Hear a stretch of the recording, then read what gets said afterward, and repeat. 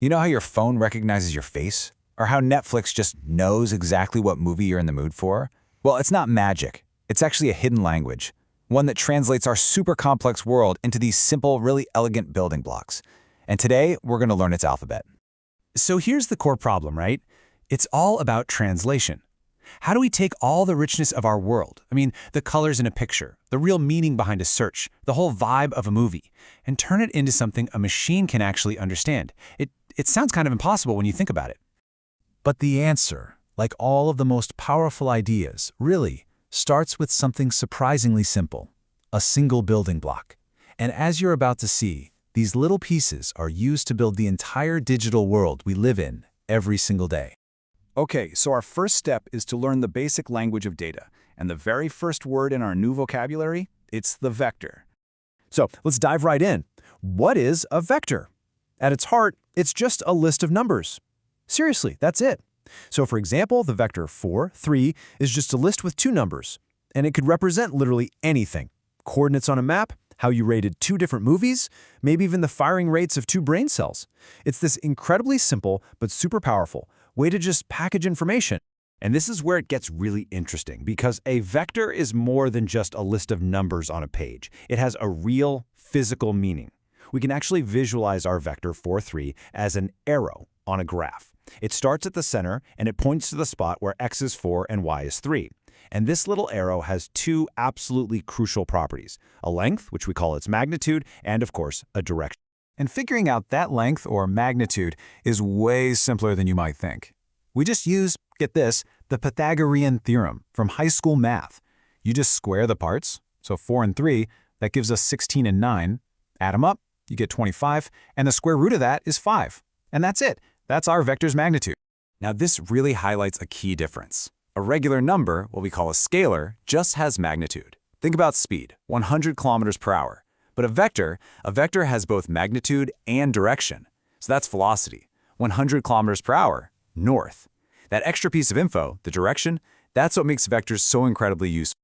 All right, so if vectors are our basic building blocks, what's next? Well, now we need the blueprint, the matrix. This is how we start putting those blocks together to build something really meaningful. A matrix is really just a table of numbers, arranged in rows and columns. Honestly, the easiest way to think about it is just a collection of our vectors, all stacked together in a nice, neat grid. So imagine a huge data set of movie ratings. That could be one giant matrix, where every row is a person's ratings, a vector of their taste, and every column represents all the ratings for one specific movie. And we can perform operations on these building blocks. Adding vectors together, for example, is super intuitive. Imagine a ship sails 4 miles east and 3 miles north. That's our first vector. Then it sails another 1 mile east and 2 miles north. That's a second vector. The ship's final spot is just the sum of those two little journeys. And the math is just as simple as the picture makes it look. We just add the matching parts. So 4 plus 1 gives us 5, and 3 plus 2 gives us 5. Our final position, our new vector, is 5, 5. Simple, right? Okay, this is where it gets really, really cool. This is where our building blocks actually come to life. We're not just storing data anymore, we're actively changing it, manipulating it, transforming it. I want you to think of a matrix as a kind of transformation machine.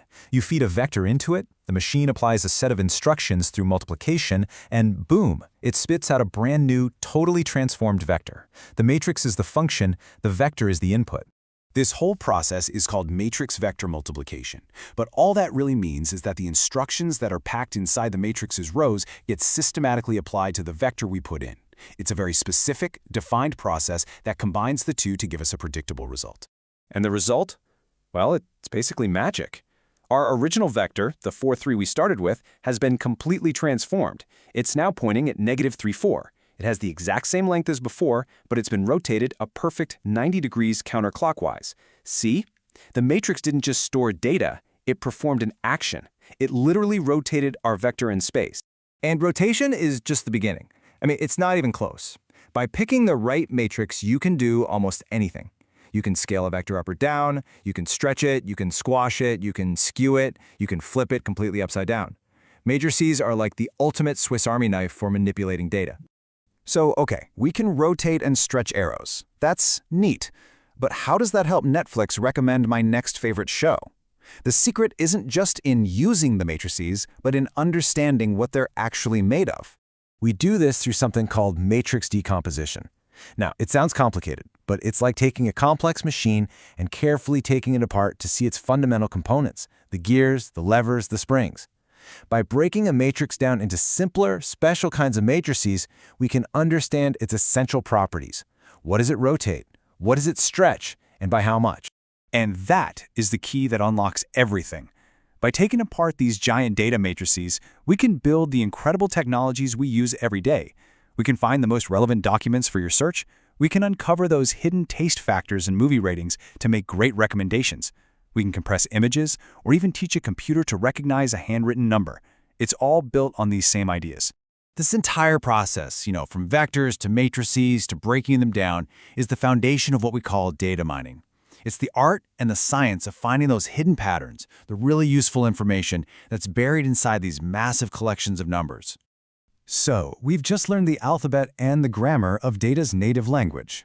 By representing our world as vectors and then transforming it with matrices, we've given ourselves the power to ask some incredibly complex questions. So, the only question left is, what are you going to explore with this new language? Thanks for tuning in.